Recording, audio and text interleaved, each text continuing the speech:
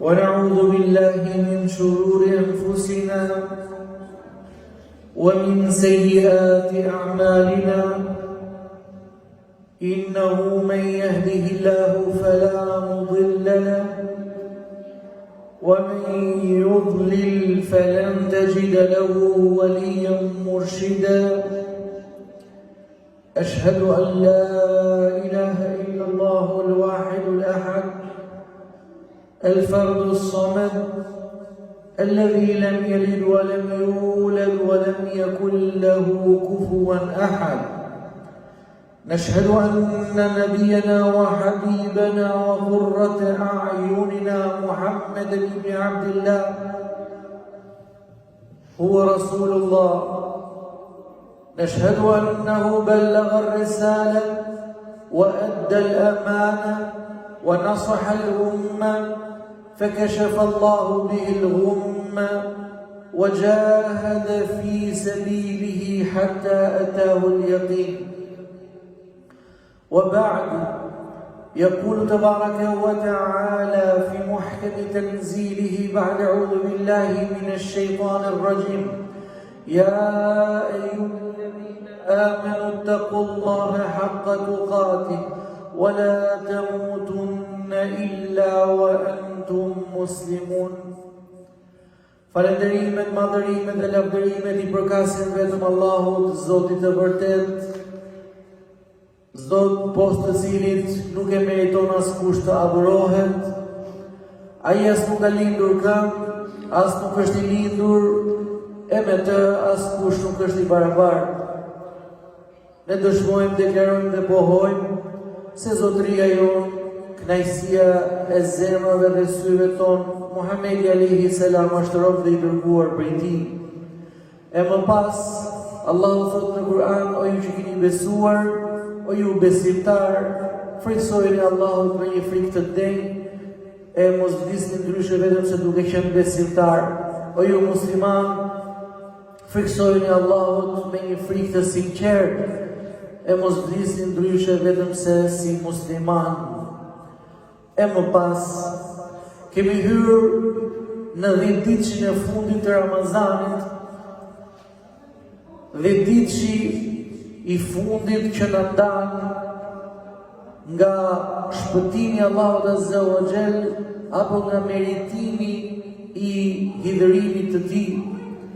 Allahu Azza wa Jall ka bërë për robërit e Tij oferta her pas here që njerëzit besimtarët të kthehen tek ai. Ka bërë për to, ka bërë për njerëzit, ka bërë për besimtarët disa oferta, qoftë në rritjen e shpërblimeve, qoftë në hapjen e dyrëve të xhenetit, qoftë në mbylljen e dyrëve të zjarrit, qoftë në prangosjen e xhinëve apo shejtanëve, me qëllim këto që t'i lehtësohet besimtarit rruga për tek Allahu Azza wa Jall. E gjejmë pejgamberin sallallahu alaihi wasallam që në këto 10 ditë, në këto 10 net, përpiqej sa asnjëherë dhe asnjë net apo asnjë ditë tjetër. Ka treguar Aisha radhiyallahu anha, kana an-nabiy sallallahu alaihi wasallam yajtahidu fi al-'ashr al-awakhir min Ramadan ما لا يجتهد في غيره.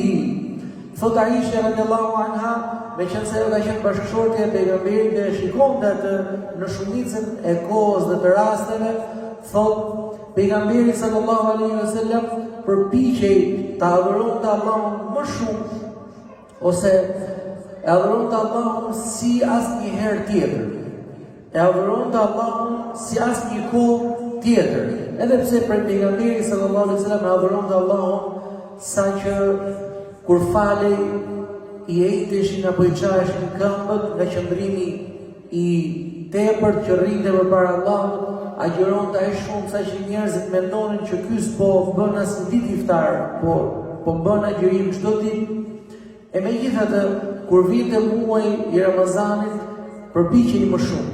mirë po atë më të mirë që i kishte nga vetja e tij e jepte atë pikërisht në 10 ditëshin e fundit të këtij Ramazani. Prandaj, thotë Aisha radhiyallahu anha, unë kam parë profetin përpiqej të adhuronte Allahun, por në këto 10 net, në këto 10 ditë bënte përpjekje që të adhuronte Allahun më shumë sa asnjëherë dhe asnjë kohë tjetër. Në një transmetim tjetër thotë Aisha radhiyallahu anha, thotë kur vinte 10 ditë i fundit i Ramazanit, pejgamberi alayhi salatu wasallam i zgjonte banorët e familjes tij, zgjonte familjen e tij dhe e gjallëronte natën me adhurime. E gjallëronte natën me adhurime. Ajo që bënte pejgamberi sallallahu alaihi wasallam ishte gjithashtu edhe shfrytëzimi i kohës në këto 10 ditë. Dinte si të shfrytëzonte.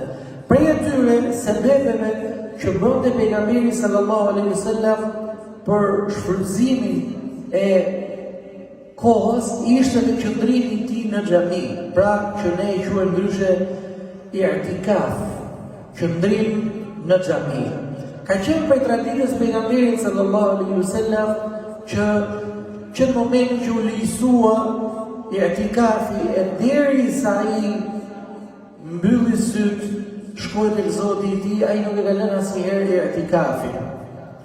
Kjo sepse kur ai ishte në xhami, normalisht shpirti është më i qetë, zemra është më e qetë, më larg dynjas, më larg problematikave etj dhe kishte mundësi më tepër që të veçohej me Allahun. E kjo tregon për atë që ai e shfrytëzonte të 10 ditë.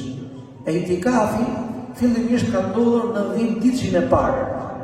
Pastaj kaloi në 10 ditën e dytë, pastaj kaloi në 10 ditën e tretë dhe të fundit nga Ramazani, derisa edhe vdiq pejgamberi sallallahu alaihi wasallam dhe kështu ngeli 10 ditën e fundit ku përmbledh edhe i'tikafin. Pra kjo tregon që profeti alayhi salatu wasalam gjithmonë e shfrytëzonte atë kohën. Nga gjërat e tjera që tregon se profeti e ka shfrytëzuar kohën është se ka ndaluar nga bashkëngjitja e agjërimit. Pra, që njeriu ta agjërojë 2 ditë rresht pa bërë iftar në mes tyre. E i ndaloi shokët e tij duke thënë se unë e kam ndaluar, është ndaluar që njeriu ta agjërojë 2 ditë rresht.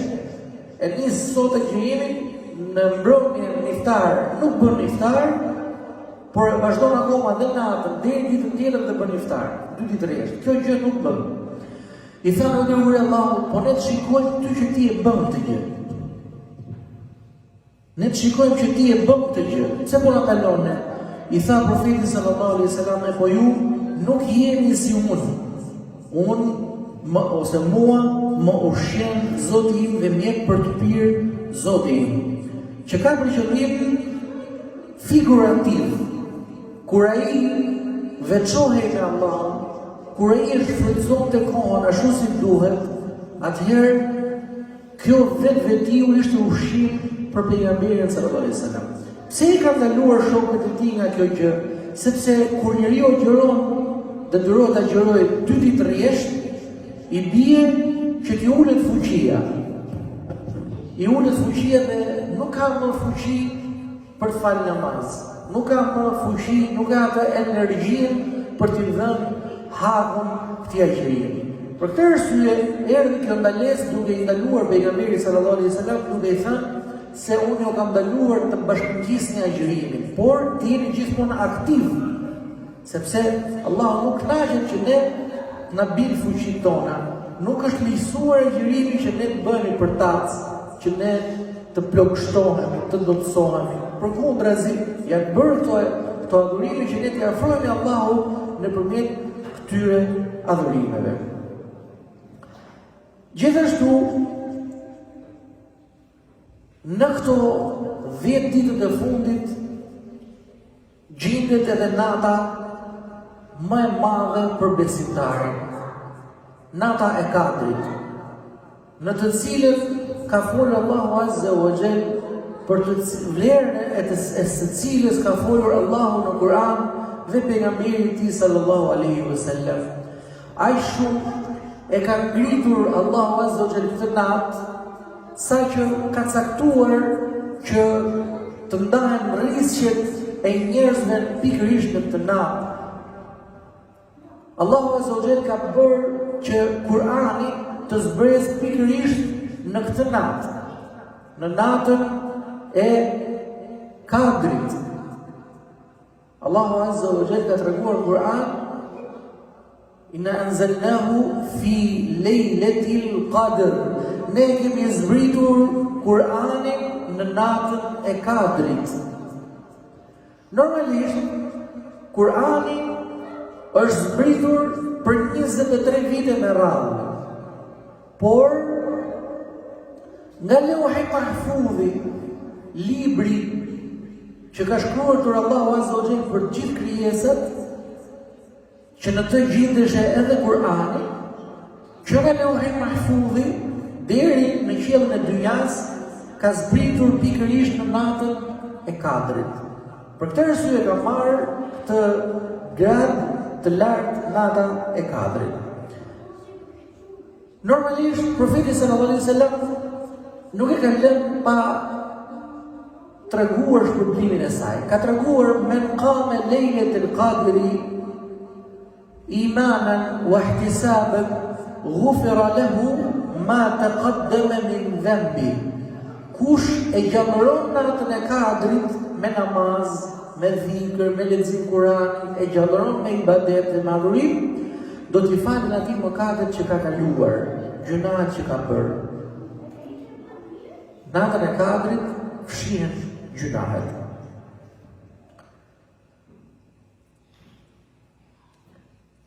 Mirë po, cilat janë veçoritë e natës së Kadrit? Me qenë se Allahu Azza wa Jalla ka zgjedhur që në këtë natë zbresi Kur'ani, i ka shtuar famën dhe i ka shtuar kësaj nate bereqetin, cilat janë veçoritë e kësaj nate. E para, thamë që në këtë ka zbritur nata, ka zbritur Kur'ani. E normalisht Allahu Azza wa Jalla nuk mundet që ta zbrisë librin e tij të fundit dhe më të mirën për gjithëve, ta zbrisë në një natë të thjeshtë, por ka përzgjedhur që ajo të jetë nata e Kadrit. Nga Lauhi Mahfudhi në qiellin e dynjas, pastaj nga qielli i dynjas, nëpërmjet Xhibrilit është zbritur Kur'ani për 23 vite. E dyta, e ka cilësuar Allahu Azza wa Jalla se kjo natë është më e mirë se sa 1000 muaj. Lejletul Qadri khairun min alf shahr. Nata e Kadrit, për atë që e shfrytëzon, është më e mirë për të, më e vlefshme se sa 1000 muaj. Se sa 1000 muaj, që i bie prafërsisht 83 vjet e 4 muaj. Shpërblimi i cilës është sa e gjithë jeta dhe më shumë. Sepse sa vite do t'i kalosh ti në adhurim, sa e adhuron Allahun ti gjatë ditës dhe gjatë natës, sa vite ke në Islam, sa të shprehuar për këtyre adhurimeve që ti i bën, sa i sinqert ke qenë, sa i vëmendshëm ke qenë. Pra, kur ti shikojmë përpara Allahut, Allahu do na tregojë se ne do habitemi. Shumë pak do të gjejmë. E Allahu Azza wa Jalla, meqense e ka ditur këtë gjë, ka zbritur disa oferta që ne mos dalim zero përpara Allahut Azza wa Jalla. Ja, pra, nata e Kadrit është sa një jetë, nata e jetës së besimtarit. Nëse ne e shfrytëzojmë atë si duhet, do të na shnohet, do të na shkruhet tek Allahu Azza wa Jalla sikur e kemi shfrytëzuar të gjithë jetën tonë përpara Allahut Azza wa Jalla me adhurime, me lexim Kur'ani. Kur të dalësh përpara Allahut, do të jetë shkruar atij që ke lexuar Kur'anin 83 vjet. Do të dalësh përpara Allahut dhe do ta gjesh që i e falur 83 vjet. Ke bërë dhikr 83 vjet, e tjerë, Allah, si kam bërë? E po ke ka bërë natën e Kadrit. E ke ka bërë natën e Kadrit. Prandaj, të mos ja falim kurse si vetes të na ik kjo natë edhe ne të mos e kemi shfrytëzuar atë. E ka cilësuar Allahu Azza wa Jalla këtë natë se është e bereqetshme. Inna anzalnahu fi lejletin mubarake. Thot ne kemi zbritur Kur'anin në një natë të bereqetshme. E kemi zbritur Kur'anin në një natë të bereqetshme. Allahu Azza wa Jalla zbret bereqetet e njerëzve në këtë natë. Zbret rrisjet e tyre, zbret bereqetin e njeriu nëpërmjet engjujve. Dhe nëse është kështu, si bëhet me atë që do t'i shkruhet tek Allahu Azza wa Jalla sikur ta ketë adhuruar Allahun 83 vjet. 83 vjet me bereqet. E katërta, në këtë natë zbresin engjujt me në krye të tyre Xhebraili. Me në krye të tyre Xhebraili, kryetari i engjujve, zbresin në këtë natë. Për rëndësinë që ka këtë natë. E para, e dyta, pse zbresin engjujt? Zbresin me bereqet nga ana Allahut Azza wa Jalla. E treta, zbresin me mëshirë nga ana Allahut Azza wa Jalla. E katërta, zbresin me paqe për besimtarët. Dhe e pesta, zbresin për të dëshmuar për besimtarët në ditën e gjykimit dhe për të dëshmuar përpara Allahut Azza wa Jalla për adhurimet që ne i bëjmë. Sepse Allahu Azza wa Jalla, siç edhe e dini, ka disa engjuj të cilët i ka caktuar Allahu Azza wa Jalla vetëm për të mbikëqyrur, vetëm për të këshyrur adhurimet e njerëzve. Edhe i pyet Allahu turnin e parë të mëngjesit, kur ngjiten lart dhe zbret turnin tjetër i engjujve. Thot, si e lart robën tim, si e lart njerëzit e mi? Thonë, o Allah, i lam duke të adhuruar ty. Pra kjo është një dëshmi e engjujve. Dëshmi prej engjujve dhe prej melajkeve që ty të kanë gjetur ata duke u falur. Edhe pse Allah nuk ka nevojë për të dëshmi, por dëshmit në atë botë janë shumë të vlefshme. Prandaj dhe ata zbresin për të dëshmuar. Madje vetë Xhibrili zbret në atë natë. Zbret me paqe në atë. Saqë siç do ta cekim me drejtën e dytë, pse është quajtur nata e Kadrit? Është quajtur nata e Kadrit. Kadr do të thotë ngushtim në arabisht. Një prej kuptimeve është ngushtim. Pse ngushtim? Aq shumë engjëj zbresin saqë nuk lënë vend më në tokë për hapësirë. Pra hapësira e tokës ngushtohet nga prania dhe zbritja e engjëjve. Aq e qetë është kjo natë. E pesta e ka cilësuar Allahu Azza wa Jalla bi annaha salam, duke cilësuar atë si natë të paqshme, që askush nuk mund të dëmtojë ty nëse ti je shfrytzuar, as shejtani, e as dënimi i Allahut, e as mëkatet e të tjerë. Është paqe, siç ka thënë Allahu Azza wa Jalla. E gjashta, në të ndahen rrisjet e njerëzve. Rrisjet dhe caktimi i njerëzve. E kjo është caktim vjetor. Caktimet vjetore ndahen pikërisht në këtë natë. Pra, ti gjatë gjithë vitit do të bësh këto vepra, do të kesh këtë rrizik, do të punosh këtë punë. Do të ndodhi kjo gjë. Të gjitha këto gjëra ndodhin kur në natën e Kadrit. Për këtë arsye është quajtur Kadr, caktim, rrezik.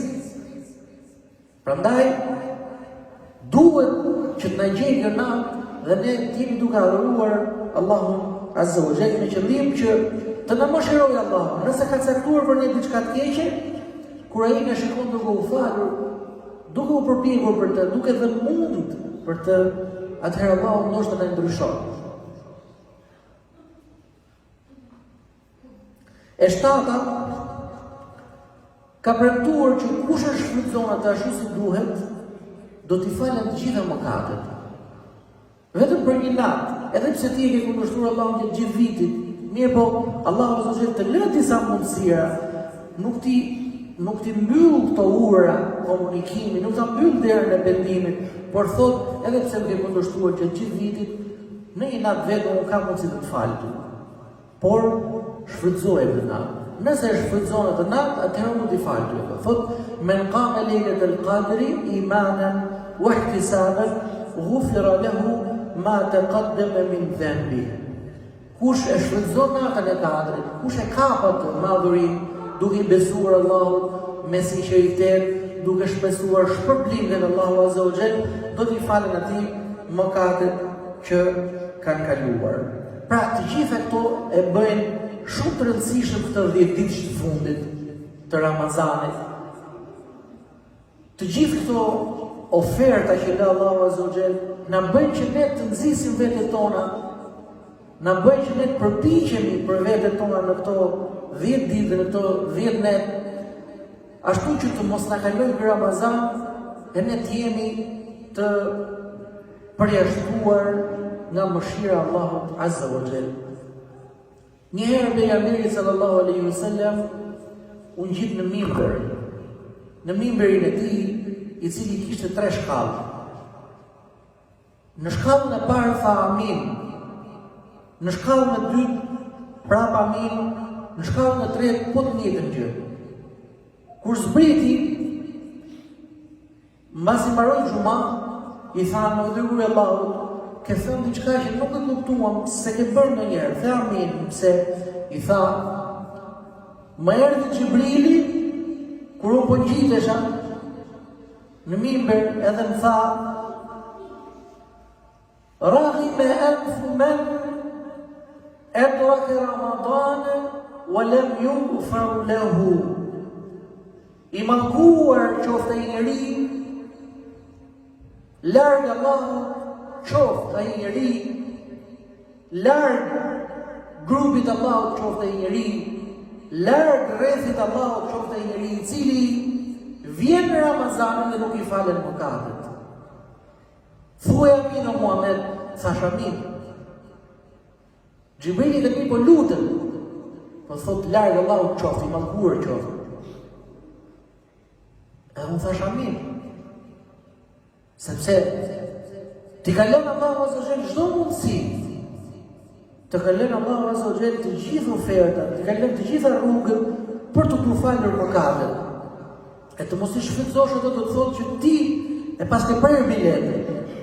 Do të thotë që ti nuk e do Allahun, do të thotë që ti nuk e do faljen e Allahut, se përndryshe do ta shfrytëzoje me të gjitha këto gjëra që ti ka bërë Allahu Azza wa Jall. Sepse gjatë gjithë vitit ti justifikohesh thua po shejtani nuk po më lë. Dakor, thot. Për këtë arsye ka thënë që në start Ramazanit po e prangon shejtanin, po e lidh. Nuk ka shejtan. S'ka. Po dakor.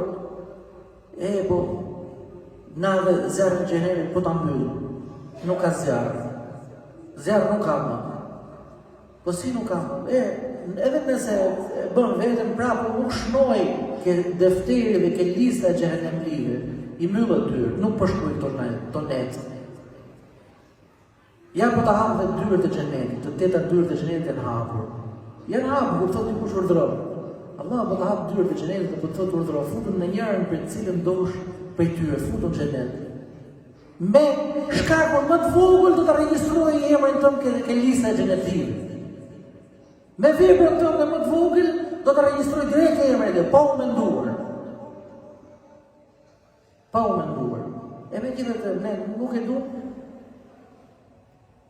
Vjen kjo dua e Xhibrilit dhe amini i pejgamberit sallallahu alaihi wasallam. Elu sallallahu alaihi wasallam për vetë dhe ju, i lutem Allahun se ai është falës dhe mëshirues.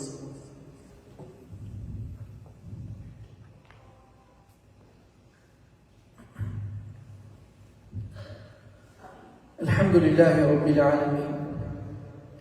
Wa afdalu salati ala sayyidil mursalin nabiyina wa habibina Muhammedin ibn Abdillahi al-Amin. Wa ba'd. Dhe ditë që i fundit tha që duhet shfrytëzohet. Duhet të jetë diçka më ndryshe nga netët që kanë kaluar, sepse tha to janë ditët e fundit për të cilat lypet nga ne, kërkohet nga ne ta mbyllim mirë këtë Ramazan. Pejgamberi sallallahu alaihi wasallam thotë vërtet veprat vlerësohen sipas qëllimit të tyre. Nëse ti ke qëllim ta mbyllësh ashtu si duhet, dalësh faqebar tek Allahu, do ta mundsoj Allahu. Nëse s'ke për qëllim, nuk ja kujton vetes, nuk do të përmirësohesh, nuk ja kujton vetes që duhet të më pranojë Allahu në këtë muaj në rrethin e tij, atëherë ashtu do ja japë Allahu azza wa jalla. Siç ke niyetin. Për këtë arsye, profeti sallallahu alaihi wasallam ka treguar thotë veprat vlerësohen tek Allahu azza wa jalla sipas përfundimit të tyre. Siç i do ta përfundojmë këtë Ramazan, ashtu do të na shkruhet tek Allahu azza wa jalla. Nëse mbyllim mirë këtë Ramazan, mirë do na shkruhet tek Allahu subhanahu wa taala. Nëse nuk e mbyllim ashtu si duhet, ashtu do ta gjejmë atë përpara Allahut azza wa jalla. E lutë Zotin e Madhërisht që t'i shfrytëzojmë të net, këto ditë, të mos dalë ky Ramazani vetëm se Allahu azza wa jalla na ka falë të gjithëve gjunat e mëdha, gjunat e vogla, të gjithë muslimanët, të gjithë muslimanët. E lutë Allahun azza wa jalla për vete dhe ju, e ju luteni Allahun se vërtet ai është falës. Wa aqulu qawli hadha wastaghfirullaha li wa lakum wa li sa'iril mu'minin wa aqimus salat.